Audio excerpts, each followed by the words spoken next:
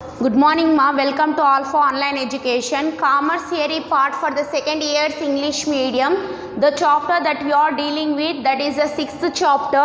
So in the sixth chapter, we have setting up of a business, how we will start the business, how we will set up the business, the starting initial stage of the business. In order to start, what are the procedures are there? Let us see. Process of setting up of a business. So the setting up of a business involve two stages. Okay, in order to start the business, two stages are required, or two stages should have to be passed by one in order to start an organization or in order to start a business. So what are those stages? The first stage is preliminary stage, and the second one is implementation stage. The first stage is preliminary stage, means it's the starting stage.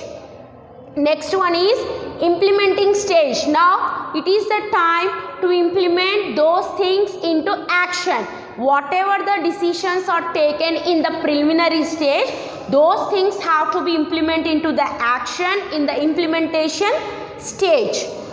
The details are discussed below. So we will discuss in this session, in this first session, we are going to discuss about the preliminary stage, step 1, step 2 and step 3 in this session, and the remaining steps we will discuss in the next session. See here, preliminary stage. Once an entrepreneur become aware of the concept, okay, entrepreneur means the person who is going to start the business or the person who is started the business. Okay, once he is aware of the concept, means once he got the awareness regarding the concept of the business, he could make up his mind and proceed towards taking a correct action to establish the unit. It means once an entrepreneur decided to start the business, once he selected which kind of business he has to start, next he will start making his mind preparation in way only. He will not think some other way. He will go in that way only. He will search the information in that way only, because now his mind is completely thinking about that particular concept. Okay, for setting up a project, certain procedures are to be followed. Okay, whatever the project he prepared, in order to start, for that he has to follow certain procedures. So these procedures are governed by the current rules and regulations of the state and central government.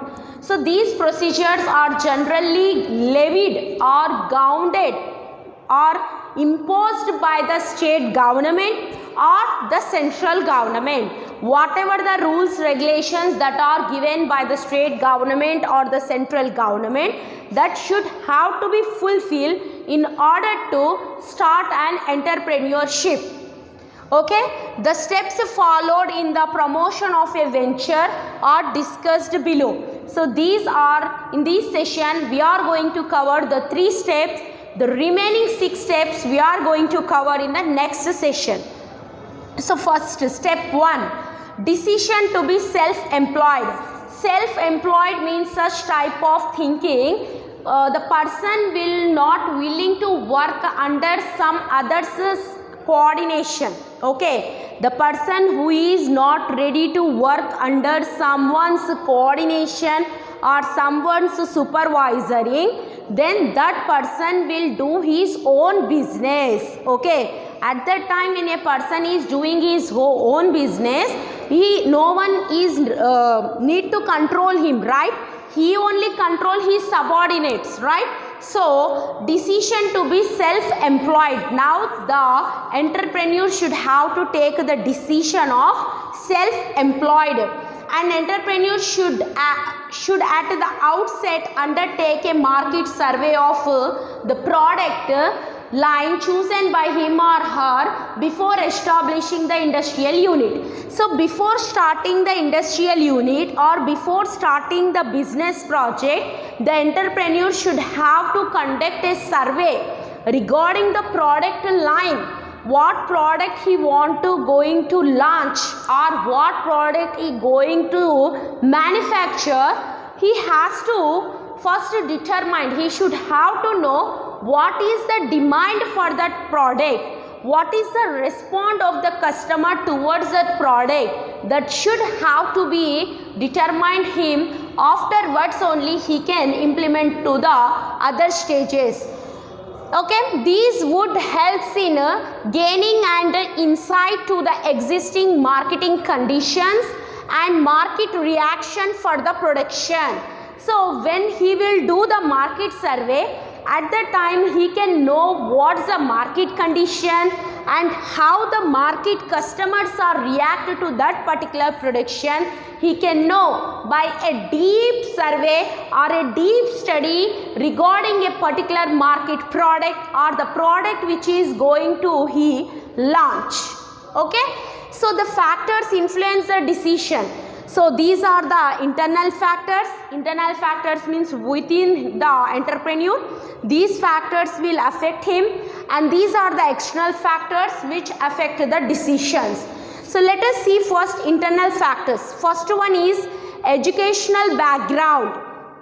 So what is the educational background of the entrepreneur? If he is well educated, if he is having the good skills, then he can take the correct decision.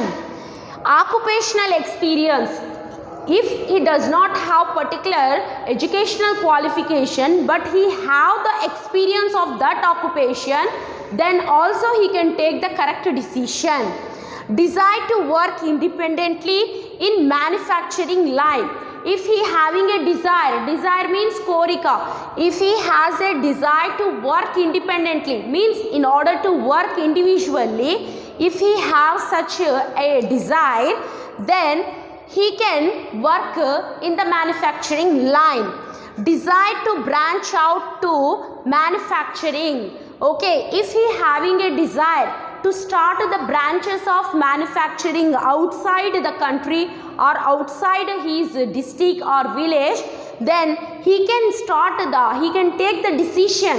Okay, family background is also important. Sometimes, as you have studied in your first year, that in the joint Hindu family, that is hereditary model of business, means from forefather to grandfather, from grandfather to father, and from father to son, means vamsha paramparanga vastundi.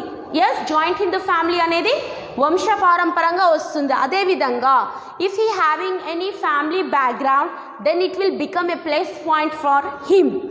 Other factors, any other factors which are related with that.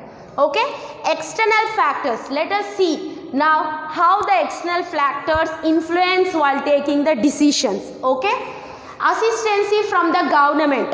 Okay, whatever the assistancy, whatever the government to provide the information, whatever the facilities the government provide, that are considered.